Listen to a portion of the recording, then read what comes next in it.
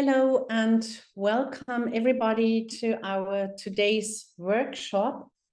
It's a pleasure for me to introduce our today's guests, Samuel Fisher from the Catholic University of America and Brian Ó Conchubhair from University of Notre Dame to you. Now, I start with Brian Ó Conchubhair. He's an associate professor of Irish language and literature at the University of Notre Dame, and he has served as director of the Center for the Study of Languages and Cultures. He was executive director of the Irish Seminar and president of the American Conference for Irish Studies. His writings include an award-winning monograph on the intellectual history of the Irish revival entitled The Irish Fin de Siècle, Darwin, the Revival and European Thought. Other edited publications include Why Irish, Irish Language and Literature in Academia, Twisted Truths, Darkness, Liam O'Flaherty's Tragedy, or Lost in Connemara, Stories from the Irish, and After Ireland, Essays on Contemporary Irish Poetry, and so much more. You can find some more of his publications on our website. Now, Samuel Fisher is Assistant Professor of History at the Catholic University of America and currently a visiting faculty fellow for Irish Studies at the University of Notre Dame. And he's the author of the Gaelic and Indian Origins of the American Revolution, as well as co-editor of Bone and Marrow, an anthology of Irish poetry from medieval to modern. And this is also kind of a basis for today's talk, using Samuel's bilingual anthology as a text. They will both delve into a variety of topics, including how poetry serves as a critical source for understanding changes in Irish culture, history, as well as language.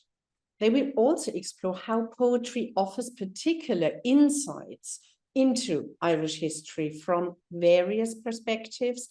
They will focus on the challenges that poetry poses to historians, as well as creative pedagogical approaches to teaching Irish poems. And the last point is probably particularly important for my seminar students. Now, Brian and Samuel, we are very happy to have you here today.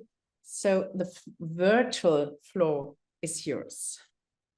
Thank you very, very much, Maria. And we'd like to thank Maria and Ina for the invitation and the opportunity to chat with people this morning in our time, or whatever time it is in the afternoon in Germany. You were very kind in your introduction. Sam and I have known each other for a long time, and Sam's a historian. I work more on modern literature.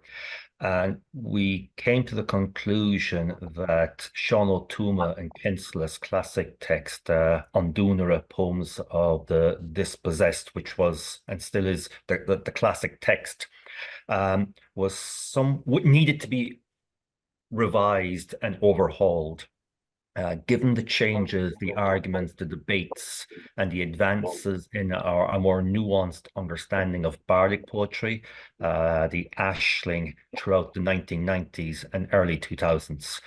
And we decided to undertake a new anthology. We decided to call it Cnámh, agus, Smior, Bone and Marrow, for reasons Sam can explain later. It was important for us that it be bilingual, and I think Wake Forest, an American publisher who received no funding, state funding from Ireland, were willing to take the risk in publishing such a large volume bilingually.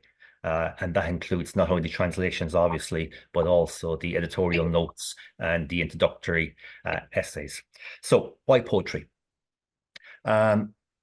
Poetry is the strongest, best known, most identifiable genre of Irish literature, from the very, very beginnings with Pangur Bán up until the present day. If you go to any Irish Studies conference anywhere in the world and you ask somebody to name an Irish language writer, they will probably start with Nuala ní Dhomhnaill. They may know The Lament for Art O'Leary, The Midnight Court, Sean O'Riordan, Hartnett. They will know of Heaney's translations.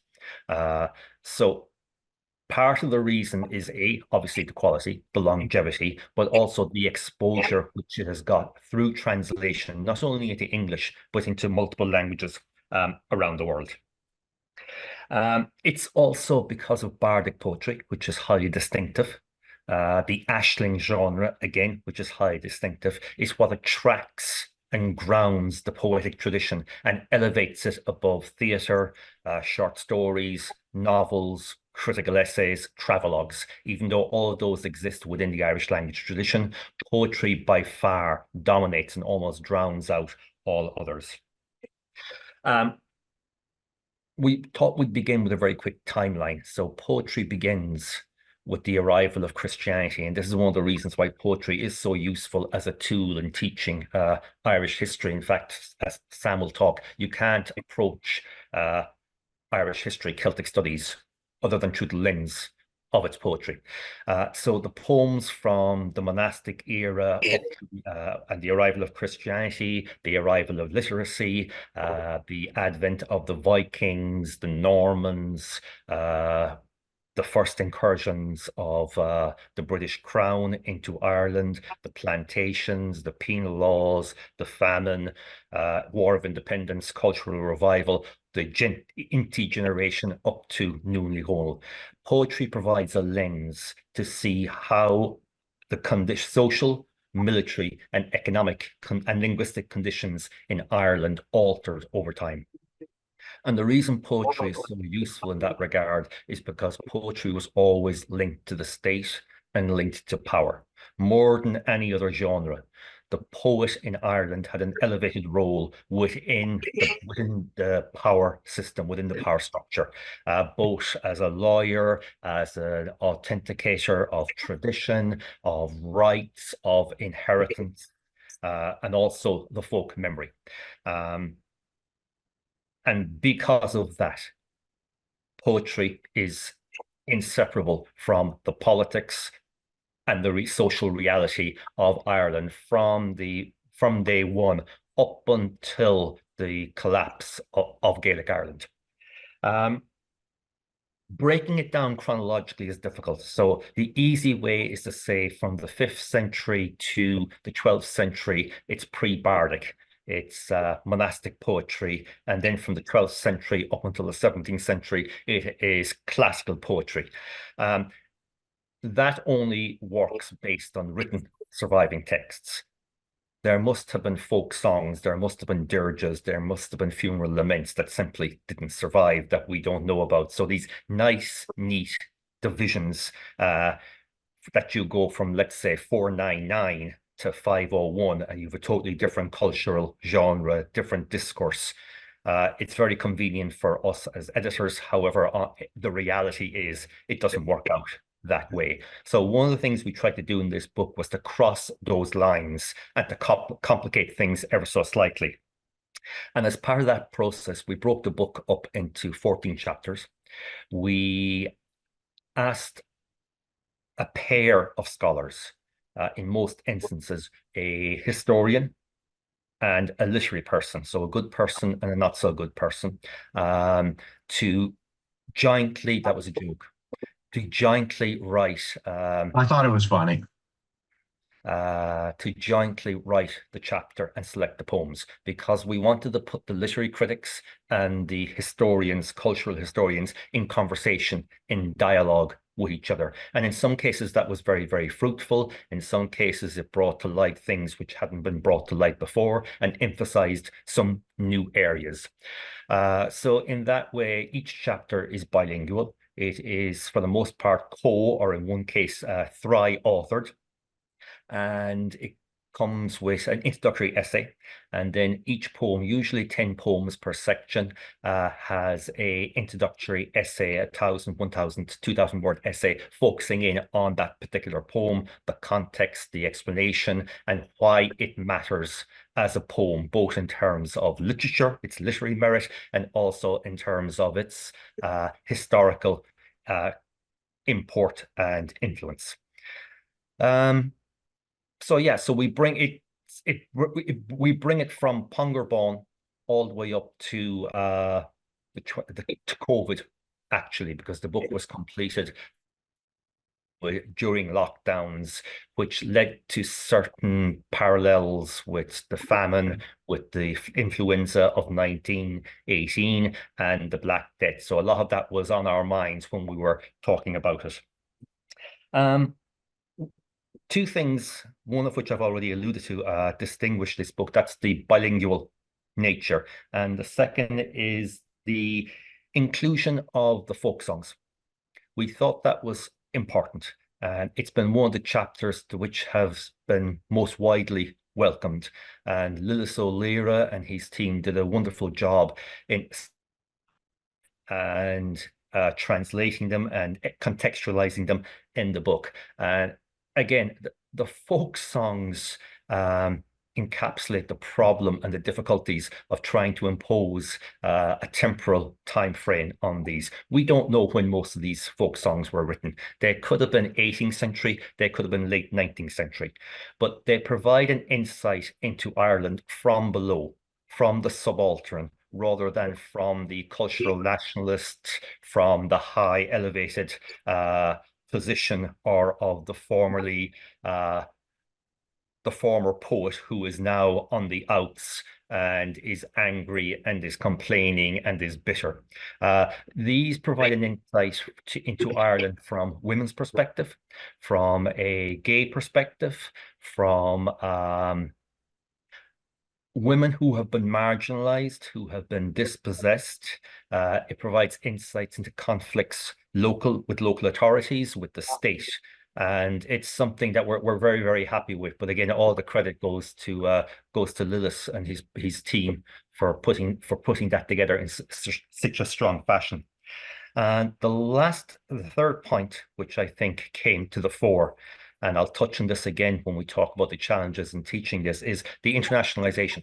Okay, even though, yes, this is Irish language poetry and it's rooted in Ireland, the number of times in which international place names cropped up and the number of times that certain poems were written abroad or were written, and this is across the centuries, were written by poets living abroad, going from Pongerbone, okay, continental Europe in the 12th century, up until some of Nuala ní Gcónaill's poetry written in Turkey, written to some of the counter-reformational texts written in Antwerp, the Netherlands, Paris, poems written in the Middle East, poems written in Turkey, as I said. So it was surprising how diverse the Irish language has traveled over the centuries. So even though, yes, it's a minoritized language, even though, yes, the Gaeltacht is under immense pressure and under threat, the Irish language diaspora has spread all over North America, South America, and Europe, and wherever they are, you'll find an Irish language person writing a poem. So that is a very crude overview of what the book attempts to do. It is a bilingual anthology of Irish poetry from the very first poem that we have up until COVID, with introductory notes in English and Irish, which are designed for the educated, interested reader, and specialists are directed to the reading list at the end of each chapter. Samuel. Yeah, so I think Brian did a good job there of kind of laying out what it was. Good job, thank you. You're welcome, buddy. Of laying out the things that we did in the anthology and kind of how we set it up. And I think one thing I might add to Brian's list of things that are distinctive about it, and this would have something to do with my day job, is that this is also a really historically minded anthology of Irish language poetry. So I think that's one of the things that a number of the reviewers have really noticed about it and felt that, this is organized around events that are happening in broader society rather than just kind of literary genres or movements. So I think Brian's quite right that we kind of avoided, if you like, a literary periodization, and the kind of chapters are really broken up historically. So the chapter divisions are similar to those that you'd see in a kind of survey history textbook, I think. And because it's so historically minded, and because that was a focus for us, I thought I might just say a few words kind of about the relationship between history as a discipline, particularly Irish history, and the Irish language, and why we thought it was necessary for a book like this to kind of do some of that bridging work. As Brian mentioned, our kind of original idea when we sat down to talk about the anthology was, well, what we'll do in each chapter is we'll pair up a historian and a literary person. But as I was kind of getting ready for this, I looked over the table of contents. We actually didn't manage to do that all that often, which it was revealing. And it's not because we didn't ask any historians, and it's not because there's no historians who do Irish. I think we got most of them. Historians who are comfortable working with these sources are in the book by and large, or helped us as outside reviewers and stuff like that. So, and the other category of historian that we asked were people who were really good historians, but who turned us down because this just kind of isn't what they do or what they feel comfortable doing. And so it was actually quite difficult to kind of follow through with that original concept. And I think ultimately we ended up with a lot of scholars who really bridged that gap. And I think one of the things that has come out of the project for me is thinking about what Irish language and literature is as a discipline. In many ways, it's a literary studies discipline like other literary studies fields. But on the other hand, I think a lot of the big names in that field are doing work that we can recognize as historical, that it is kind of featured prominently in historians' debates. So I think, we have people who, I guess, work in literature departments contributing to the book, but I would think of them as historians and not have any uncomfortability with that. But all that just to say that I think there is a kind of difficult relationship sometimes between Irish and Irish history as a discipline. And there's some good reasons for that. And it's kind of mentioned all the time that historians should read Irish and should be able to work with these sources, and they're really important. And they give us a different perspective on the past and this kind of stuff. And which is all true. But the question is then, why doesn't this happen? What are the actual barriers that are in place to that happening? I think a lot of the discourse around that tends to be about historians' laziness, right? Like Irish is hard to learn. The sources are hard to work with. You have to figure a bunch of stuff out. And there's not enough instruction available in the language. So it's too hard. It's too specialized. So there are, a small group of people who are crazy enough to do it. But other than that, right, you don't have to do it. Nobody will get in the way of your career as a historian of Ireland because you can't do Irish. So you don't have to do it. And I think there's something to that argument in the sense of it is actually difficult to learn older forms of the language. It is difficult to kind of learn this stuff. And I know in my own kind of personal story, a lot of that just boils down to I was at Notre Dame a lot. So I had the opportunity to learn a lot of this stuff. But not everybody will have those kind of opportunities or end up at institutions where there's support for doing research in Irish. And this discourse around, well, Irish is hard is there. But I think the problem is more fundamental than that. And this will kind of get us back towards how we set up the anthology. Because ultimately part of it is that like Irish as a scholarly discipline, I think kind of has its strong, and Brian, you can chime in on this if you want. But in terms of professional university study of Irish, right, really closely connected to the language revival movement, and kind of a revitalization project, right? Recovering a hidden history, stuff that hadn't been talked about. Whereas Irish historiography comes into its professional forms in the early 20th century as well, but kind of the rhetoric and the kind of mental mission of professionalized Irish historiography is precisely to kind of combat what it sees as myths. So nationalist myths or unionist myths, right? The historian's job is to be the kind of boring, objective person who resists simplistic readings of the past. And I think partly because of that, Irish historians have sometimes had a skeptical stance towards Irish language sources, partly because they're really easily available for lazy nationalist readings. I mean, it's not hard to do that, and we'll talk about teaching later. But certainly, you know, when you're in a classroom with a bunch of American university students and you show them the poetry, bam, they're there in a heartbeat, right? You're kind of in the middle of 800 years of fighting the English, and that's kind of, you know, it's not hard to do that.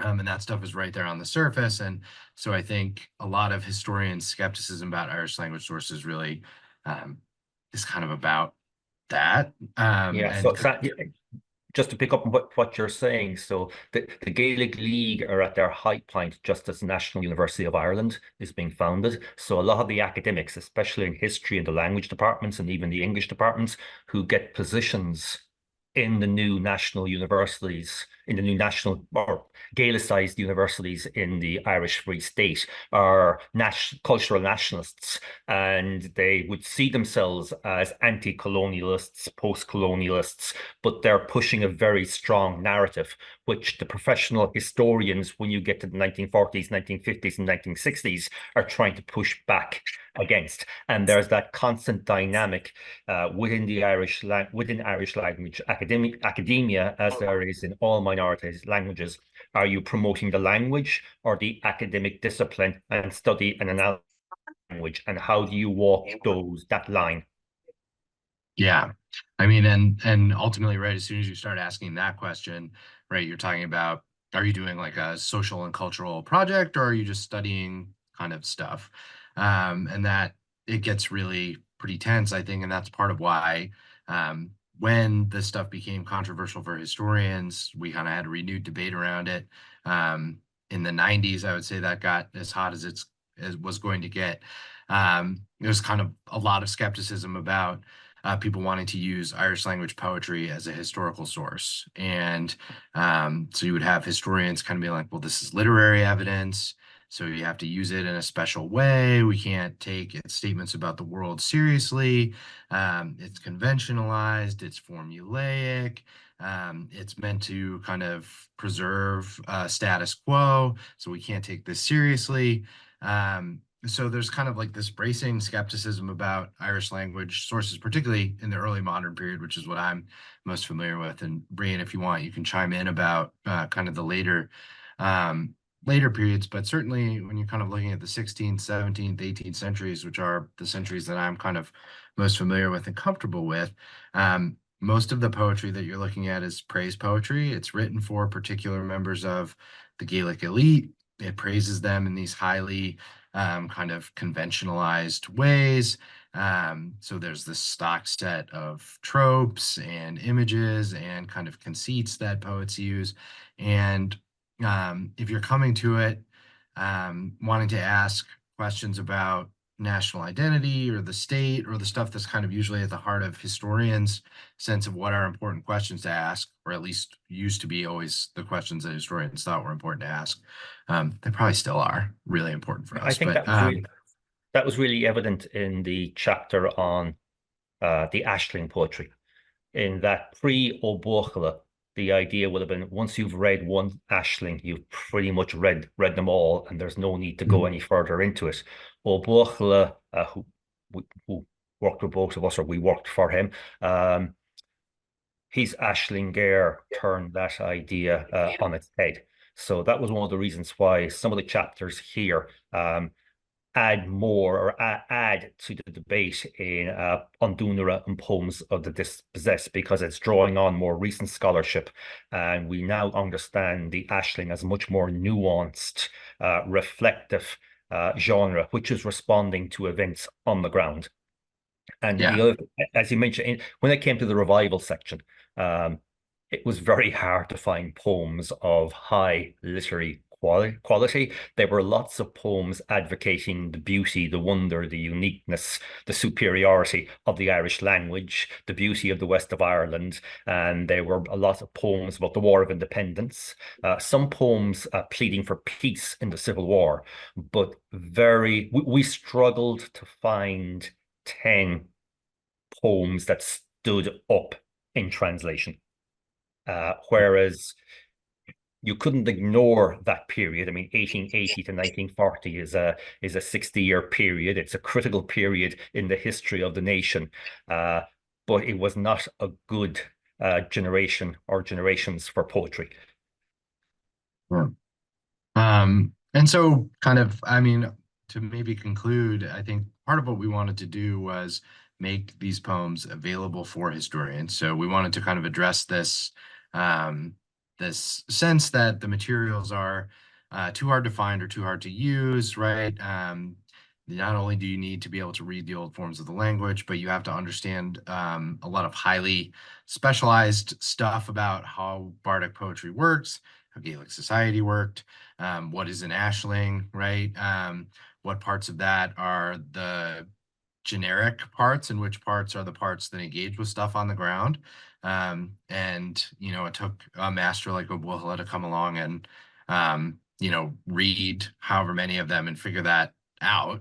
And we're all kind of benefiting from that now. But what we wanted to do in the anthology, and this is why I think one of the things that's really different about Bone and Marrow as opposed to Dúnmhaire is there's a lot more commentary to help you understand the relevance of the poem that you're reading. So the poems are really well situated, particular poems, whereas on Dúnmhaire, I think, is more section by section. You'll get a little bit of introductory, whereas we wanted to have that for every single poem so that, you know, the kind of one of the readers that we had in mind was the curious historian, who might be thinking, you know, I need to up my game. I need to do better in terms of working with Irish language sources, but I don't really know how to get started on that.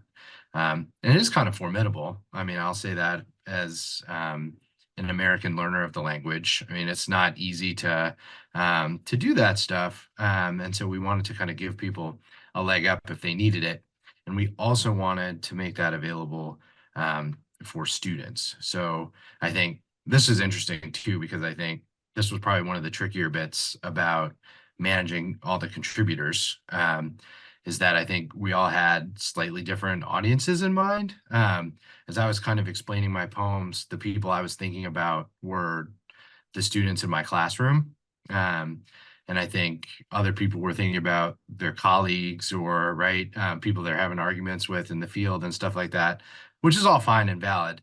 But I think it was part of the challenge of putting the anthology together, as well as kind of thinking about, you know, it's international, as Brian said. You're talking about people in lots of different contexts who have an interest in this, but all of those different people need different things explained to them, and are liable to have kind of different places where they're liable to kind of move toward a distorted reading of whatever's going on. So certainly kind of, I'm thinking of an Irish American context. A lot of the students that come into my classroom are Irish American and identify in that way. And so, right, they kind of come in with a nationalist read on the past, which fine, but you kind of, you know, that's a slant that they have. And so you have to kind of know going in that they're going to come across certain statements in the poetry that you're going to have to situate for them, or else they're going to misread the poem, right? And kind of do stuff like that. So maybe that's a segue, Brian, into kind of some of the challenges that we encountered in teaching it. So I've used the book in a couple of my history classes. I teach a survey of early modern Irish history, and I've used the relevant chapters of the book in kind of teaching that. or at least parts of them. So the first time I was able to do this, the book was still in proof. So I was printing out PDFs of relevant kind of poems and sections and using them as needed in class. But Brian has just recently kind of finished teaching a class where Bone and Marrow was the text. And I sat in on a few of the sessions for that. But I'll maybe give the floor to you, Brian, to talk a little bit about that. And we'll kind of hand off as we chat about that. Okay, thanks, Sam. You did a good job. Thanks, bud. When I started teaching this, I was somewhat arrogant that there was a very simplified understanding of Irish poetry out there, and I was going to correct that via this classroom. And by the time the course ended, I had done 360 to kind of like, well, okay, if they have the basic understanding, very basic, crude understanding, maybe that's better than a confused understanding where they've gone deep into certain aspects, but those aspects are skewing their overall understanding of it. So what I now realize, and again, my student demographic are undergraduates, North America, and I realize just how Eurocentric the book is. So the map of Europe, references to Scotland, the Normans, don't work. 30 Years' War is not a point of reference. Talking about the Black Plague, not a point of reference. And you end up going down rabbit holes because of those misunderstandings. And also no understanding of the geography of Ireland, beyond the 32 counties, the idea of the monastic sites, the islands, the contemporary day Gaeltacht. So there is a huge amount of subsurface material which we just presume readers have. And that's one of the things I now, next time I teach this, I'll have to go back and spend much more time on geography, European geography and European history. One thing which is very basic, but the word Lord, every time my students see the word Lord, they take it in a religious context.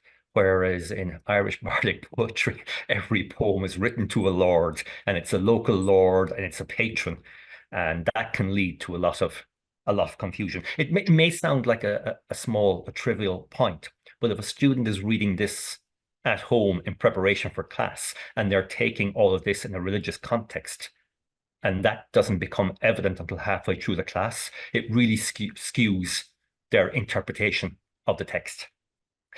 So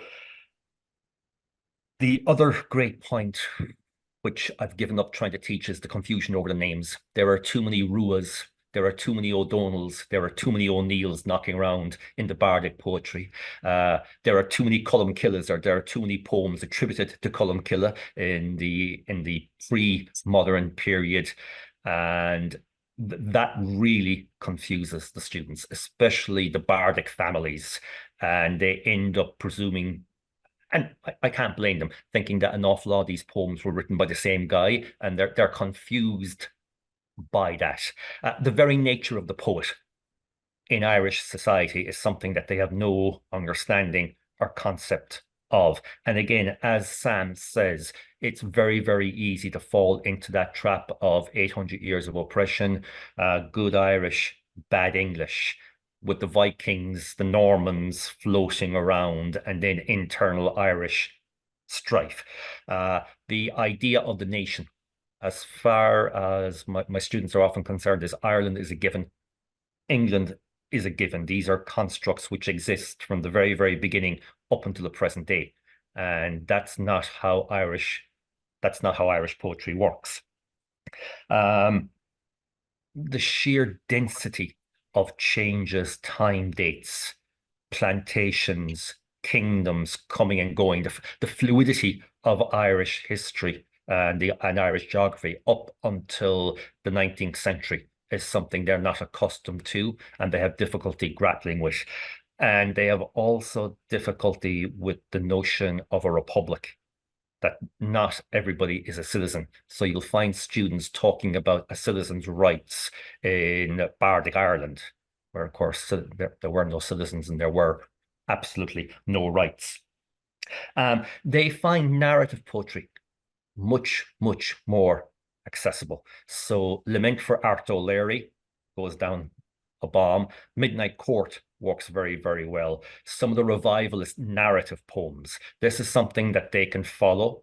There's a linear narrative there, whereas much of the earlier poetry is based on images. It's didactic, it's religious, it's epic, but it's not based on a narrative. So they're reading some of the bardic poetry and they're kind of like, these verses don't make any sense. They have nothing to do with a theme. What is all this about? And again, it's a different appreciation of poetry. They need to come to it from a very, very different place, but American students tend to come from the Robert Frost school of poetry, where it's a lyric, where there's supposed to be a nice image and message, and they're always looking for a message in the poem.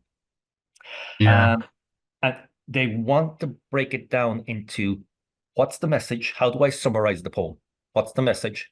And good versus bad. And if this book, the poems in this book do anything, it's not that you can't break it down into good or bad. You can't break it down into nice and neat categories. And that goes back to this idea of bone and marrow, Cnámh, agus, Smior. So we were thinking about the idea of rebirth, tradition, continuity, DNA, transfer, lineage. And one thing we tried in the book is we have notes in each chapter when you're reading a particular poem is, see a similar poem 300 years later or 300 years earlier. So whether you're talking about a poem on women's rights by a Black woman in 21st century Dublin, that picks up on issues from the 15th and 16th century when it comes to how you wear your hair, fashion, that all these are tied into politics. One of the... Brian, did you find that the students picked up on stuff like that? Did that take? Once it was pointed out. Once you pointed it out the first couple of times, but they had trouble jumping, we'll say, from week to week. They wanted a nice, neat... It's the problem with the sciences. The humanities always struggle in that they come into a science class and there's an experiment we done this week. The experiment is done, it's over, it's in the notebook. You move on to the next experiment. It's nice, it's tight, it's compact. Whereas the humanities are messy. And you want them to go you want them to draw connections between week 2 and week 12.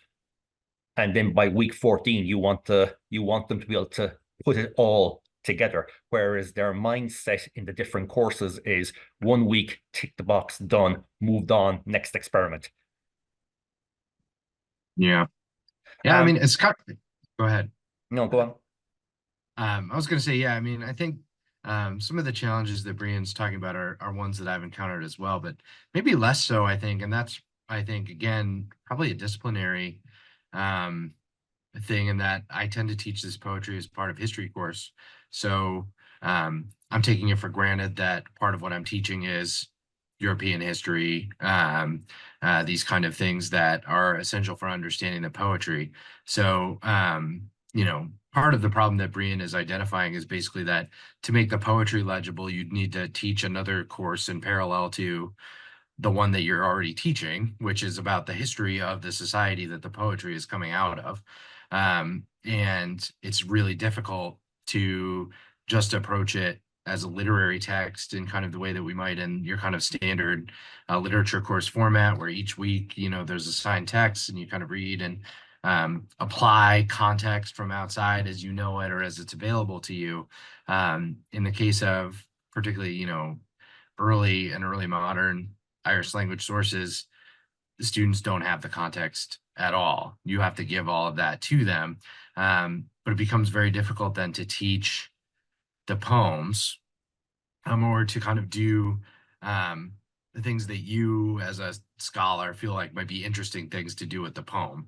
You're at a much more basic level, I think, as Brian was saying. And I think, you know, that's always a temptation for us as teachers, is to be thinking about what is cutting edge and interesting for us, and to forget that the students still need the basics. So you want to get to the latest and greatest, but scholarship works by kind of, well, this worked at one level, but now we can see how it's wrong. So then we did this, right? So by the time you are teaching the class, you're like 15 moves down that line. But the students are way back here. And the best thing you might be able to do is just get them to actually understand, like, okay, this is a basic idea. This is maybe what we would now consider an overly simplistic idea of how this poetry works. But it's much more complex than what they came into the class having. So you've succeeded, kind of, right? But you don't get people all the way down the line. And I think, trying to deal with that has been a real challenge. And I don't know that I have a lot of easy answers, other than to say that I think actually it's probably easier to teach this material in the context of a history course in a lot of ways, just because you're giving context all the time. So I say, okay, we're talking about this particular historical moment. This is stuff that's happening. We're looking at lots of other different kinds of sources. So part of what's happening in that context as well is that Irish language source material is appearing alongside other kinds, which I think helps students to see, like, oh, okay, so these are two sources coming out of two different linguistic traditions talking about the same thing in a different way. And so, oh, now I can see that it's interesting that the Irish poem is really focused on the personal qualities of a particular elite individual. Or there's a lot of language in here about how there is a kind of metaphor of relationship between the Lord and his particular territories, whereas this English language source is not talking about stuff like that, right? It's about kingship or whatever it may be. So I think kind of extensive, right? You need more context than interpretation of the text really at the beginning, but it's hard to accomplish that within the ambit of one class. At least one place I struggle is the plantation. As soon as my students hear the word plantation, it has a very fixed connotation. 19th century American cotton plantations has a racial context, whereas in Ireland, it's a totally different element. Sam, could you say a little about the challenges we face with English, in that having students read translations which were written in very heavy, dour Victorian English? Mm-hmm. Yeah, so this was one of the big questions for the anthology, was how we were going to do translation. We knew we wanted to be bilingual, so that means we needed translations, and we ended up kind of allowing the individual chapter editors to kind of choose their own translations, or make their own. But part of the trouble is that, when you're teaching this class outside in an Irish language undergraduate program, probably, you're teaching the English half, actually, right? Perhaps with some illustration from the Irish on your part. And that really introduces some problems for you. As Brian mentioned, a lot of the translations of the canonical poems, there's translations out there, but they were done in the 19th century or early 20th century. They were done by people who were heavily involved in the revival, or they have this like very romantic kind of feel. So they're, the translator's understanding of what this poetry was shaped by that context, and that really turns up in the translation. And it makes it hard, if you only read that, to actually think about the poem as an object that could be interpreted in a number of different ways, because the translation has picked a way for you. Okay, so Sam, your translations of Ó Brúdar are kind of like a hotspot. People either absolutely love them or they don't love them. Okay. Yeah. And I think you've done a great job, but do you want to talk through what you did and why you did it? Yeah. So I translated, I was working on poems from the mid 17th century that had already been translated before, by and large. So Ó Brúdar is in the 1890s, early 1900s. Right. And so Ó Brúdar is the kind of principal poet of the second half of the 17th century. There was this massive 3-volume edition of his poetry, which was again bilingual. that was done in the early part of the 20th century. The translations are dense. They're hard to read. And I mean, I don't like to say mean things about these translations, because I think these books are also monuments of scholarship. And it would be almost impossible to do our jobs without them. Somebody has done an awful lot of the hard work for us. And you know, it feels a little rude to bash the translations, but they're rough. And particularly just really difficult to just be like, here you go, to a bunch of 19-year-old American students and be like, say something interesting about early modern Ireland based on this. So I wanted to redo the translations, and I wanted to do translations that would suggest form, basically. So, you know, one option that you have is a very literal translation that's basically just prose, perhaps arranged in lines, but you literally translate the meaning of the Irish words and you leave the poetry bit out of it.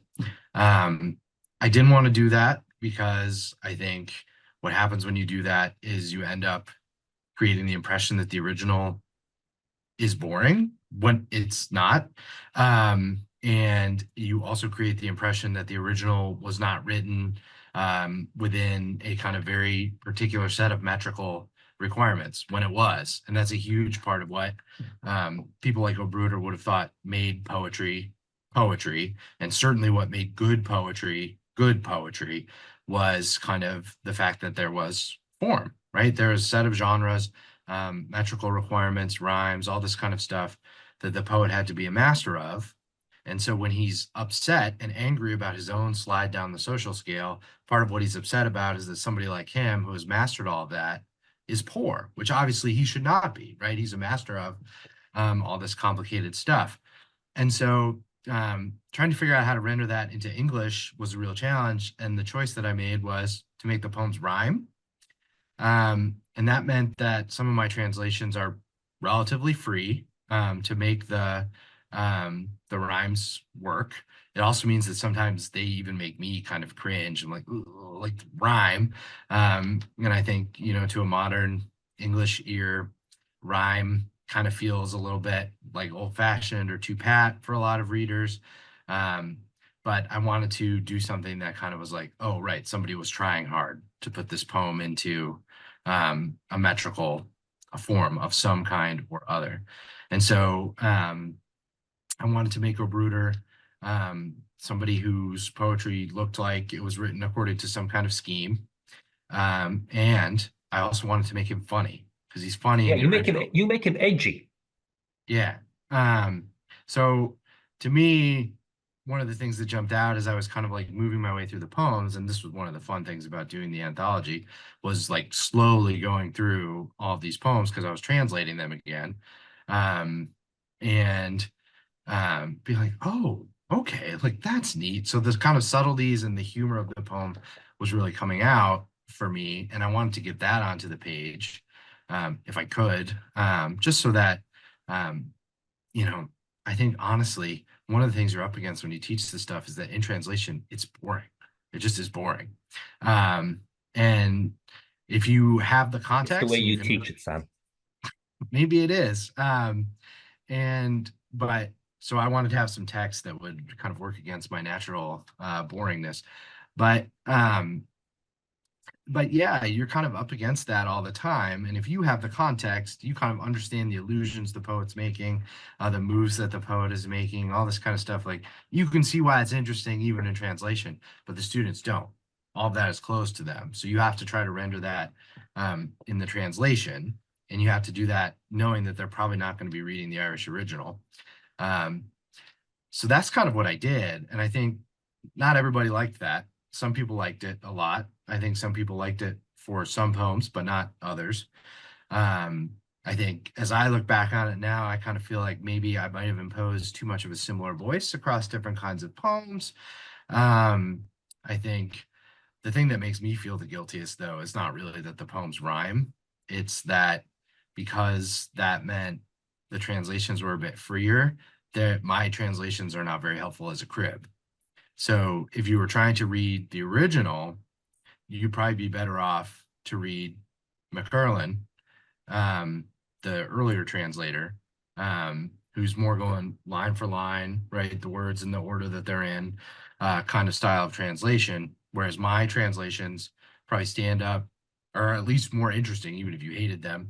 I'd rather read your translations, or I'd rather have a root canal than go back and read McArlin's translations again. They were just pure. Well, so there you go. But if you were trying to read the original, they would be more helpful. I mean, I think that's just the case.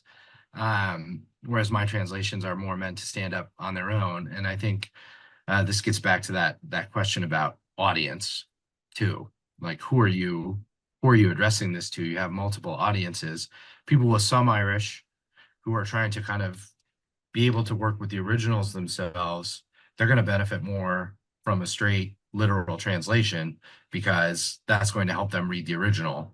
They can check their work, right? You couldn't check your work against mine, really, except in a very kind of elementary sense. And I do sort of feel complicated about that, to be honest. And but I think, frankly, most of the students I was imagining teaching were going to be American undergraduates, and however much goodwill they had, they were probably not going to be in a situation where they were going to be able to learn sufficient amount of Irish to tackle the originals in the sections that I was working in, where you're talking about historical forms of the language, different society, all this stuff. There would maybe be a couple kind of chosen ones in the room that were going to do that, but they're going to do that anyways. And the resources that they were going to need were already out there. They could read McCurlin when the time came. That's what I did. It worked. You know, it's possible to do that, but I wanted this first introduction to kind of convey the idea that the people that we're talking about are not boring, bland or sterile or kind of, but they're funny, they're edgy, they are, you know, they're throwing elbows in this poetry and they're making points and they're people.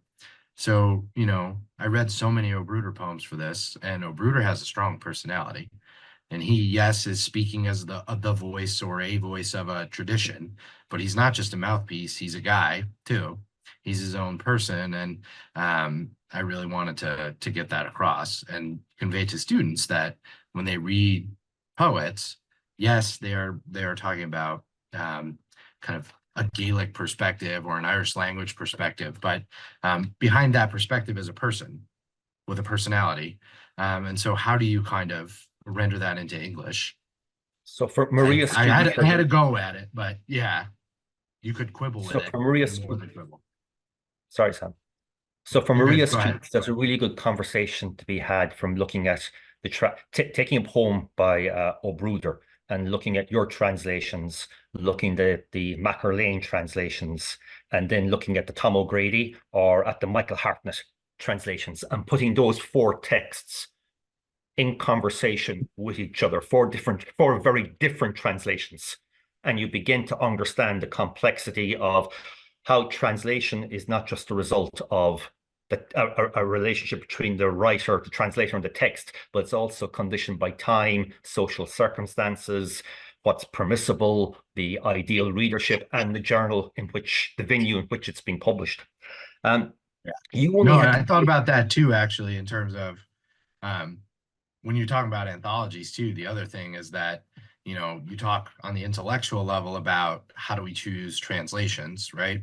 But then there's also just practicality. You know, we had people missing deadlines, people were running behind schedule. And so they were like, well, you know what? There's a 19th century translation that we don't have to clear copyright for, and it's freely available, and we can just, it's in there and you're done. And that definitely happened a lot. We had somebody drop out of one of the chapters that I ended up contributing to, right? And I wasn't originally planning to do that. The person who was doing it had to drop out. And so me and the other historian who kind of teamed up on the chapter were like, well, we're really under the gun for time, you know, so can we choose poems where there's already a good translation, or can we live with older translations for some of these? And so, yeah, you just kind of, the context in which the volume is produced too, really affects the choices that you end up making. But then when people read the book, people don't think about that, right? People think that you made a very deliberate choice, like they must have preferred this translation, and we didn't, but we didn't have any time. Yeah, we'd love to have more Seamus Heaney translations, just couldn't afford them. You know that a lot of stuff comes with costs, and it comes with permissions from various authors. Sam was dealing with dead poets. In the latter half of the book, the issue of living poets became an issue. And what do you do with poets who have been found guilty in the court of public opinion of certain crimes? Do you include them? Do you not include them? What do you do with poets who allegations have been made against? And do you engage in censorship? Do you avoid the issue? And that became a topic of what you do if somebody is an outstanding poet, one of the outstanding poets of his or her generation.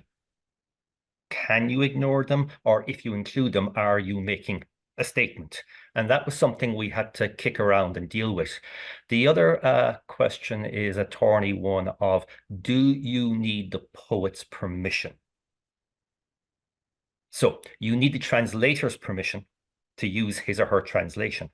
You need the publisher's permission.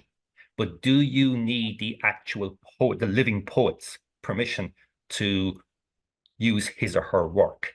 And it appears to be a gray area. So the best practice is, out of courtesy and to cover all bases, write to the poet themselves. And then it gets tricky when the poet says, I don't like that poem. Why are you picking that poem? You don't use that poem. And it's kind of like, but the editor who's working on your section really wants to use that poem, and it's his or her call. And then you end up mediating between a poet and an editor, and they're both having a standoff. So did that happen a lot, Brian? There were trade-offs. So it's just an issue. Sometimes what seems to be a great poem that captures a particular time and place, the poet now look back at and says, that's juvenilia. I don't want that out there. It makes me look bad. And it's kind of like, yeah, but it speaks to your development at a certain period of time in your life. So that's the kind of stuff that's going on, which is a big issue before the book goes to print, but which is mute once the book is in print. Gender was a great issue. And it's something we got clobbered on in one or two interviews. And yeah, you're not going to find a female poet in the Irish language that we know of up until the 16th century. Now, I think we have done a better job than any other anthology in including female poets and female voices. But if anyone has looked at Maureen McGowan's Batlow Ban, trying to find a female bardic poet, we went to Scotland and we used the Scottish tradition to bring in some female voices. But if there's a poem by a woman out there, then please let us know, because, you know,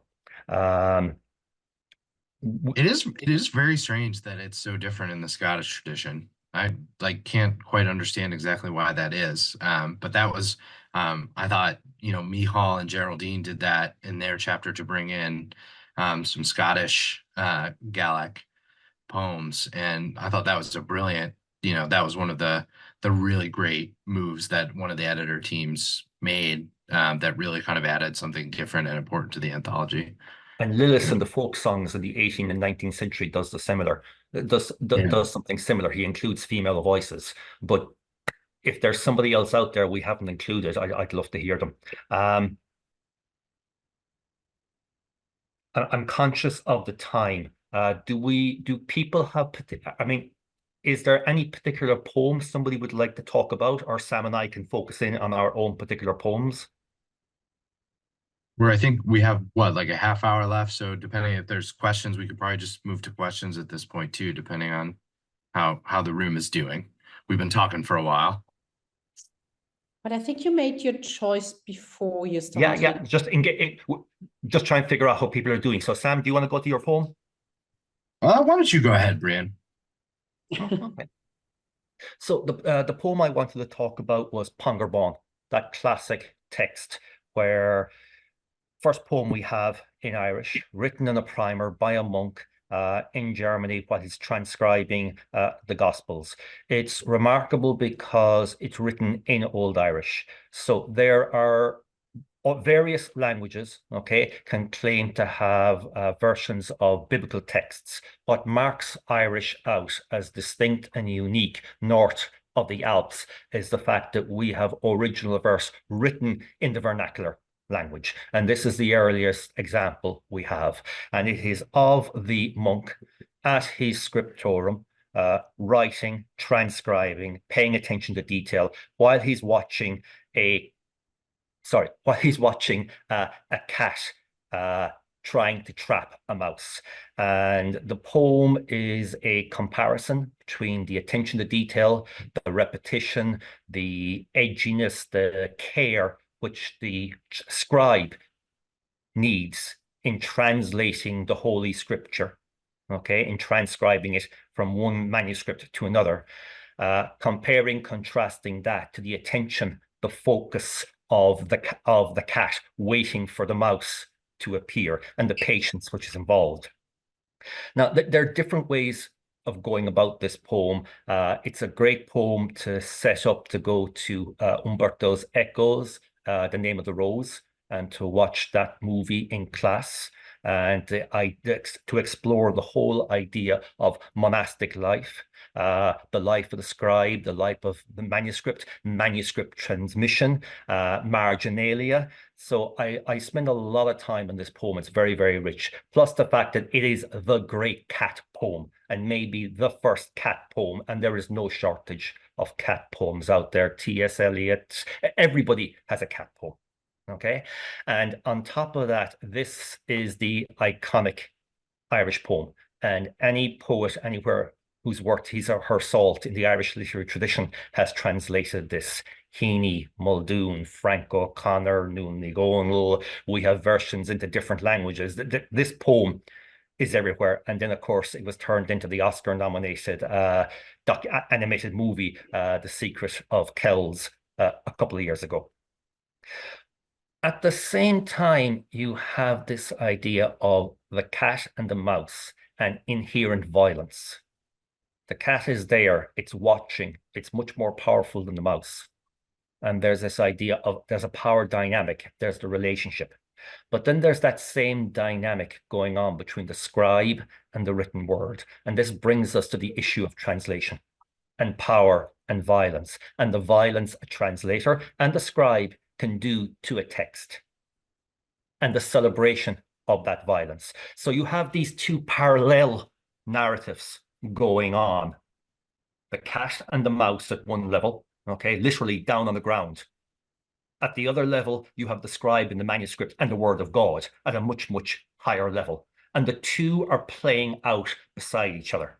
Now, if you want to become more graphic, you can think about the blood from the mouse and the cat, and think about how the color red appears in the script and the use of dyes. Now, take that fast forward, okay, to the very, very end of the book. And the last poem is by Ailbhe ní Ghearbhaigh, who I think is a wonderful poet, translator. And again, she incorporates, or what's the word I'm looking for? Expresses that international dimension that we referred to earlier. So if Ponger Bawn, you have this Irish monk who has traveled across Europe and is sitting in his cell somewhere in Central Europe. Ailbhe ní Ghearbhaigh is somebody who has been a Fulbright scholar in New York. She's been an Erasmus student in France. She's she's as comfortable in the Cnámh Gaeltacht as she is in New York, as she is in Paris. But she, and we finished the anthology with this, she has a retelling of Ponger Bawn, where she talks about the cat's fur and the cat's hair getting into the bottle of ink, and how that ink and that hair then impacts the script. And she does this in the form of another Old Irish classical form. And it goes back to this whole idea of how you take a tradition. There's no more Irish monks left in Central Europe transcribing the word of God. But the same idea, the same concepts play out in 21st century poetry by Alva. And it goes back to this idea of bone, marrow, translation, power. Who gets to write? Who gets to choose? What is incorporated in the ink, in the very vellum and the text, and what's hidden between the covers of the book, what's hidden between the poem and the two extremes.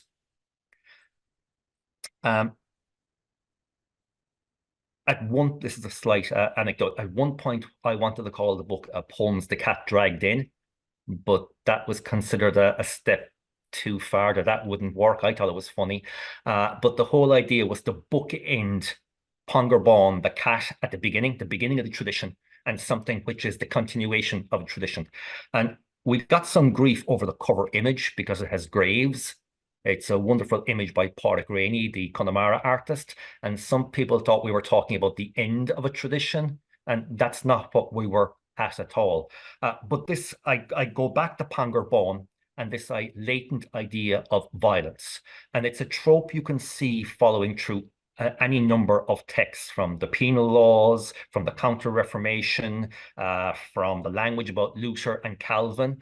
But when you come up to poems like Gurt na Gnámh by Cathal O'Sharkey, which talk about sexual assault, and when you come to Dira ní Ghríofa and her poem about mashing potatoes, I think you see on the outside this latent threat of violence on the margins of the poem. Okay, and something which wasn't a feature when we started putting the book together, when we did the book, is the explosion of violence in Gaza. And we have two poems in particular which deal with that. We have the iconic Michael Davitt, Ma Bheirt Palestínach, My Two Palestinians. Okay, and we have a more recent poem which discusses the idea of nationalism, Irish nationalism, Israeli nationalism, Palestinian nationalism, the consequences of nationalism, and how nationalism plays out in a poem. So I like to take those, okay? I like to take the beginning with Pangur Bán, use it as a trope to spread out to the 21st century with Alvin E. Garvig, and look at this idea of violence against minoritized languages, violence against ethnic minorities, violence against women, violence against I forgot what my last example was. Ethnic minorities, women, social sub-minorities in society. But also not just to have it in a political sense, but to look at how the text itself conveys, hides, promotes violence. And that brings us back to the issue of translation. So I go back to Pangur Bán and I put up 5 or 6 different translations of Pangur Bán. And we go through and we look at what is there, what isn't there, what are the minutiae, what are the differences. And it's a way, I feel, of getting to a lot of issues. And because the cat poems are so ubiquitous in society, it's something people can talk about. It's something they can relate to. Again, the only female in that poem, of course, is the cat. And it's that absence is something else you can talk about. I'm going to leave that there for a moment. Samuel? Sure. So I was just going to talk a little bit about one of the poems from chapter 6 that I worked on. So I think I have just some little snippets for us to look at. So I'm going to screen share if I can. Okay, can everybody see this? This is a poem that was composed in the 1640s. It is kind of encouraging this one particular Gaelic lord to participate in the rebellion that had broken out in October of 1641. So it's political poetry in a very direct way that's engaged with kind of stuff that's obvious for a history class to be covering. But what I wanted to talk about with this poem in particular is the way that contextualizing an Irish language source with other kinds of sources can help students kind of make their way through the poem and learn to start making interpretations and understanding what is going on in the poem. And so this poem, Fuasco Solascor Conra Richarhig, right, Free the Bright Land of Conra, Royal McCarthy, is written for Donogh McCarthy, who is a relatively anglicized Gaelic lord. He would have close connections to figures in the Irish government, kind of had largely accepted the norm of English control in Ireland in order to kind of hang on to his family estates. But now here we are in the 1640s. Some other Gaelic individuals who had also kind of made that choice have launched a rebellion in Ulster. McCarthy is in Munster, and kind of the violence is spreading, and so he is facing choices. The government in Dublin is very suspicious of all Irish Catholics at this point. And indeed, when Muskerry does join the rebellion, his official line, right, in letters that he writes to the government and to allies of his, is that, you know, the reason I joined is not because I wanted to overthrow English rule or get more land back or anything like that. The reason why I joined is because I thought the violence might get out of control and the government wasn't going to protect me. So I joined to kind of exercise a moderating influence on this, right? So I'm not a violent rebel. I am for order. I am for hierarchy. And this is why I've gotten involved, right? That's kind of the official line that he takes.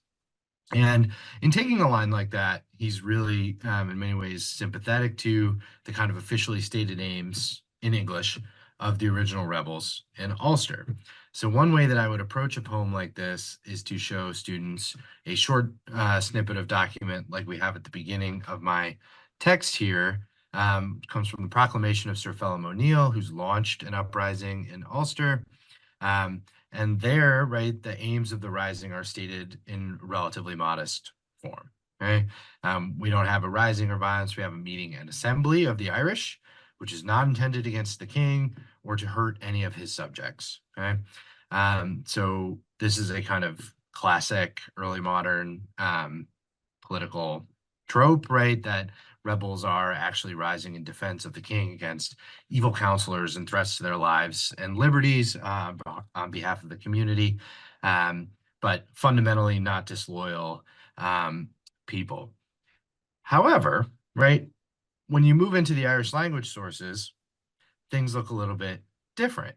And so one thing that I do with this poem is show students sections of the poem, like this first one that I have here, that overlap with this kind of official state of the case, right? This is what the rebellion is about.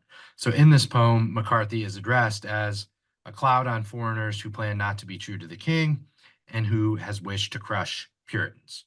So in making that statement, he's towing a party line in terms of, right, it's a loyal rebellion that's aimed against the enemies of the king, who also just so happen to be the enemies of these Gaelic elites. But almost all the other language in the poem does not justify the rightness of McCarthy joining the rebellion in those terms. Most of it is language about his family's long-running relationship with the part of Ireland that they're located in. Okay?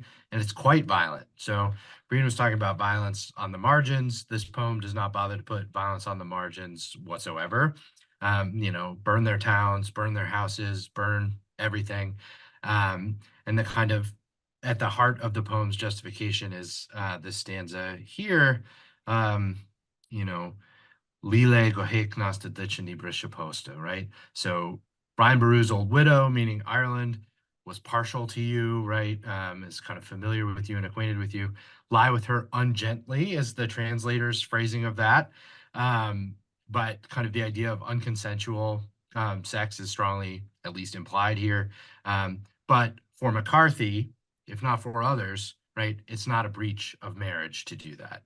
And so I kind of teach the poem as showing the students that, right, even as these kind of more broadly European or English political languages are making their way into this Irish language tradition, older forms of thinking about sovereignty in Gaelic terms are kind of hanging around, right? And this is the image of the Lord and the land as being husband and wife, kind of being in a relationship to each other. And there's many different kind of directions the poet can take this. So sometimes the land is a whore or a harlot who has abandoned her rightful husband. Other times, right, she's the oppressed woman that the man is going to rescue. That one turns up in this poem as well. But right, these are kind of pretty fundamental to Gaelic politics all the way back to at least, the 11th or 12th century. And so for the students, it's interesting for them to see that, right, the poet makes a deliberate choice to kind of address the Lord, not in terms of these moderate political languages that are the PR version of what's taking place, but more fundamentally within the Gaelic tradition. And it's hard to understand exactly what impact this has on the person who's addressed, because we only have his public statements in English. But one really wants to know what Viscount Muskerry said in private in Irish to people about stuff.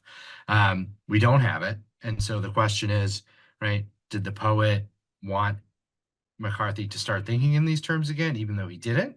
Or is he expressing things that he feels like this particular Lord will find congenial and attractive?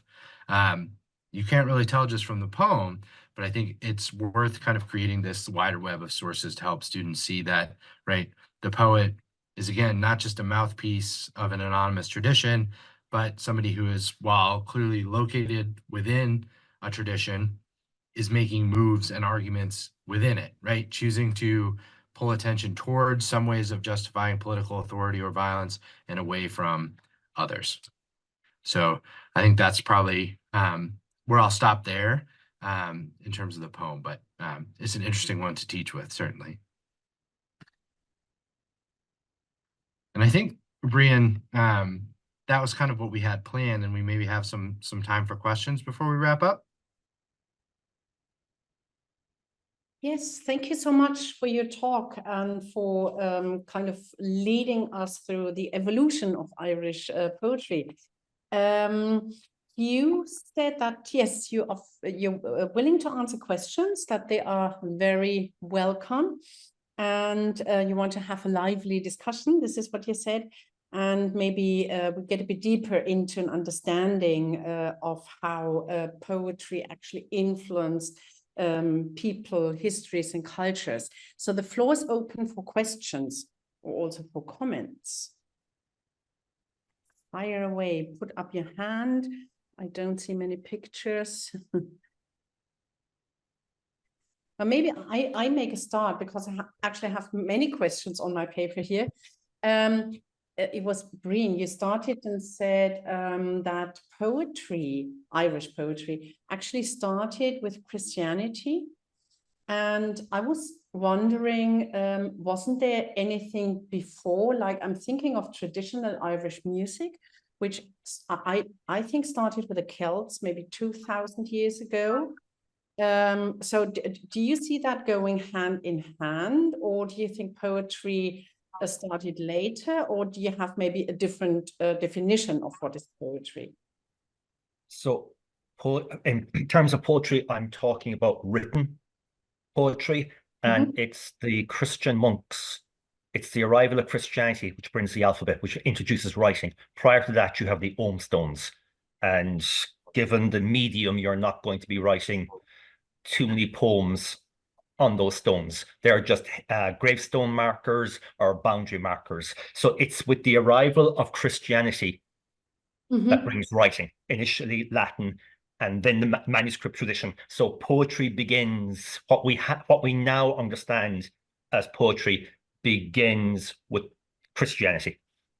Okay, so you're talking about the written versions, yes, or starting to write things down, so, and or the other kind of folk music or folk songs, so we talked about that, were transmitted orally.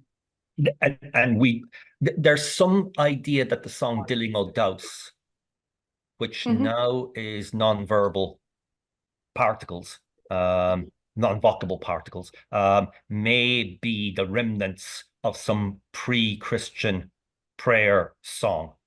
But anything, we as far as I know, we have nothing that survives from that period. Mm. So talking about the monastic poets, so you said it started all with the monks and they wrote down poetry. So the monastic poets, they started to write things or poetry in Latin.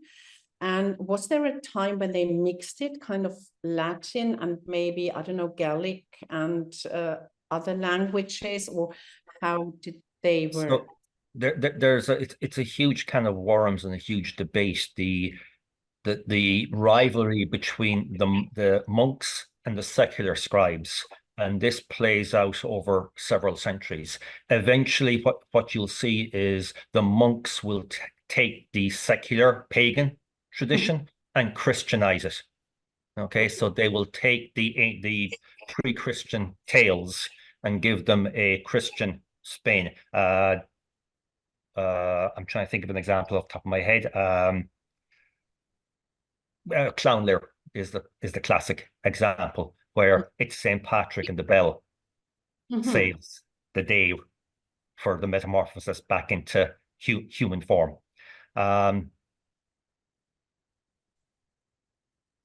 Do we have poems written in Irish and Latin? I presume so, but I don't know. I'm more of a modernist. Yeah, I mean, I'm not super familiar with this period either, but it is my understanding that there is poetry in both, and kind of you would see, right?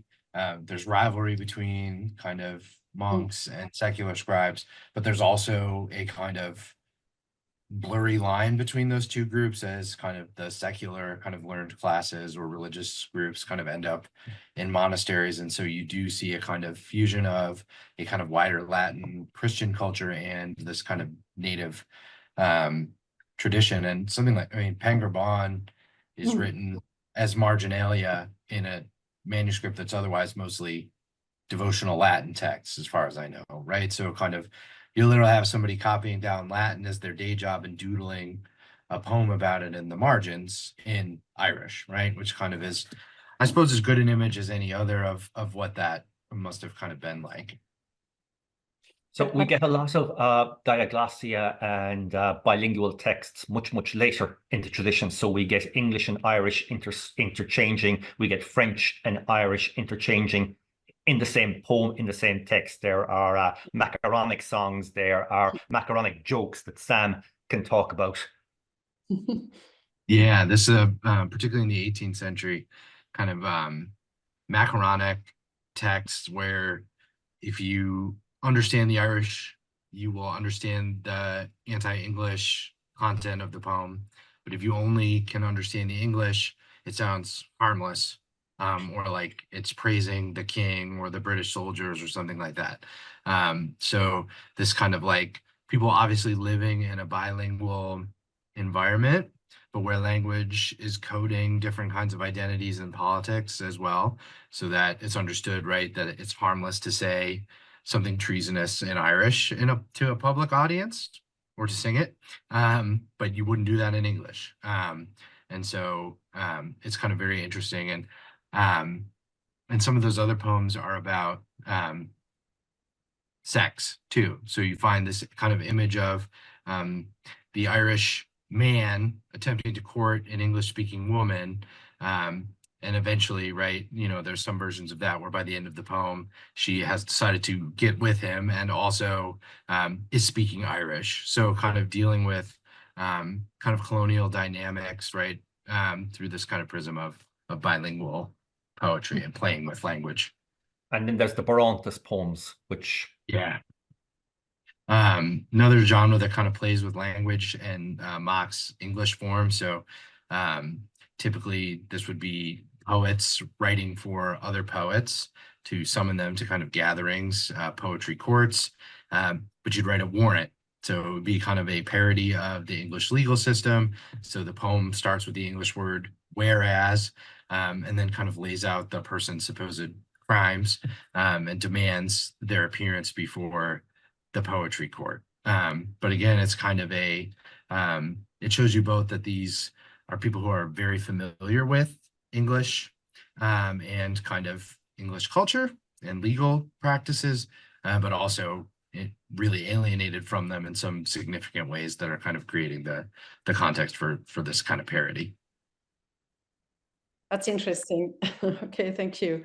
Well, you in your talk you mentioned Scottish poetry as well, and I'm wondering, or would you agree that Scottish poetry kind of celebrates more its dialects and landscapes of Scotland, while Irish poetry is more rooted into what you were also talking or referring to, the national history, maybe also mythology, and going hand in hand with that identity of or problems of identity. Would you agree with that? Yeah, that's an interesting question. I don't know that I would. I think there's certainly a lot of appreciation for landscape and natural beauty and those kind of things in the Irish tradition as well, I would say. And maybe Brian, you can hop in on that too. But and I think now too, a lot of interest in the Irish language is really kind of rooted in sustainability and kind of the idea that the language encodes, right, a certain kind of familiarity with the natural world that we kind of lack now. And so kind of you know, Irish is the key to that in an Irish context. So I think that element is there. I think there's probably, I think the slant might exist really in terms of how we interpret things or what we go looking for, as opposed to what's there in the stuff. I think, you know, Irish is really connected to the rise of modern Irish independent state, right? So it's a cultural project that's really been closely connected to that. It's not exhausted by that. There's a lot other things in the Irish language tradition, but I think that's really shaped the kind of questions people want to ask Irish poetry about itself, right? And that, I think that kind of explains the emphasis. But there's plenty of political stuff in Scottish Gaelic poetry too. But I think, you know, there's the clan thing in a way that I think complicates the obvious political salience of it. It's more obviously difficult to glom onto a political narrative that is straightforward and popular. Like the 800 years of oppression narrative is easy to play with. But how you get from Highland clans to Culloden to the SNP or whatever is a little trickier for people. So I mean, it would have been the same literary and cultural tradition up until the 16th century? Yeah, late 16th, early 17th century, you see kind of one of the strategic objectives of the plantation of Ulster is really to break kind of cultural connections between Gaelic Scotland and Gaelic Ireland. So Sam, what's the poem where it's the slaughter in Scotland? Oh yeah, Inverlochy. So we included this in a poem or in the chapter on the 1640s. So Ian Lum MacDonald, who's a clan poet of the Keppoch MacDonalds in Scotland, but he's also writing poems about Alistair MacCalla, who's this kind of famous Highland hero warrior of that time, but whose family ends up in Ireland. He's Catholic, so somebody whose career kind of bridges Gaelic Ireland and Gaelic Scotland. But also part of what's interesting about him is that, right, because of his kind of Irish experience and his strong Catholicism, he's at odds with some of the political realities of Highland Scotland. So he is kind of celebrated by some Highland poets as a kind of Gaelic warrior who's going to teach the foreigners what's what. But also an awful lot of his soldiers are not Highlanders at all. They're Irish. They've come over with him to participate in the Scottish campaigns. And so we kind of have this poem from a Scottish Gaelic poet celebrating one of their victories, and kind of thinking about that in at least implicitly pan-Gaelic kind of terms, but those are belying a more complicated kind of reality there. Yeah, it's interesting. So yeah, so it's also what I hear is that there is a strong focus actually on historical events and yeah, deeply rooted into conflict and so on. If there isn't another question from others, oh yes, there is one. Amy. Hi, yeah, thanks for this fascinating discussion. I have a question about the translations, especially in the 21st century. I noticed some of the poets did their own translations. Now, was that at your request? Was that their wish? And what might some of the implications of that be? I'm just looking very, very quickly at who it is. I think Ciara Ní Éad did her own, or Deireadh Ní Ghríofa. Yeah, well, Darren had done her own. They were available. Ciara already had her. Ciara Ní Éad had her own. That was particularly problematic because it's a bilingual poem. So in some respects, the poem is the same on both sides of the pages, but because of those intralingual puns and the play between the two languages, it's not a poem you can I don't want to say the poem is untranslatable, but the poem is moving between those two poles, and it's very hard to catch that interplay without having both languages. So for the person with Irish who reads it, reads a very different text to the person who's just reading the English only. And again, that goes back to this idea of the power dynamic and what's lost and what's hidden.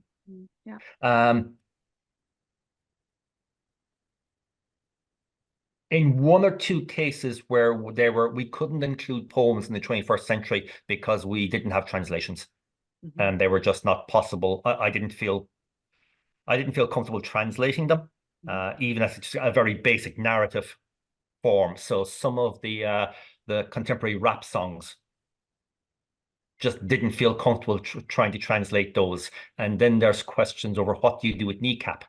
Is kneecap poetry? And what we realized is we're going further and further away from high poetry, rigid forms, and we're getting closer and closer to the folk song and going back to the chant and the oral, non-written oral tradition. So the poem by Ciara isn't widely available in print. It's available on YouTube. The poem about Magruí Gov, my hair, the black woman's hair, Gruig na Manadiva, isn't available as a printed text. So there was no definitive copy. We were transcribing it from a YouTube video. So most of the stuff from the 21st century has a YouTube link, and you can actually hear it being performed. Now, some people bristled and said, oh, that's not poetry. It hasn't appeared in an anthology. It hasn't appeared in one of the classic journals first. It's more oral performance. But maybe that's where we are in the 21st century. The poetry is as likely to appear on a Twitter feed than it is in core, what used to be FASTA. And time will judge whether we were totally wrong on that or whether we were right. But poetry in 2020 is very, very different to poetry in the 1920s. The modes of delivery, while not radically new, we seem to be going back to the oral tradition and performance, and social protest poetry is becoming very, very strong again. And that goes back to this idea of bone and marrow. So something we didn't get to mention, it was quite easy to link history and poetry up until the 1940s. And then with the explosion of modernism, you were no longer able to say, well, here are poems about World War I or World War II. It became much more the introspective personal reaction to events. So you can argue that the narrative of linking poetry to history is weaker in the chapters 1940 up until 1921. But it's also more about, that reflects the culture in Europe, in humanity, Irish language culture, minoritized culture, where culture is moving.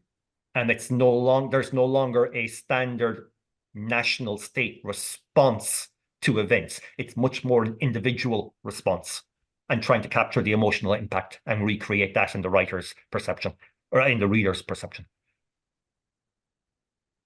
Thank you for this very comprehensive answer. And yes, Brian and Sam, thank you again for your intriguing talk. I think we all enjoyed it very much. And of course, we also learned a lot. And I've seen that some of the students have already left because they stick to our time slot, 1:45. So we have run out of time, unfortunately. Thank you again, and yes. Thank you for the opportunity and for listening to us this early in the morning, and we wish you all a lovely and enjoyable summer. Same to you. Thank you so much for having us. Thank you. Bye-bye.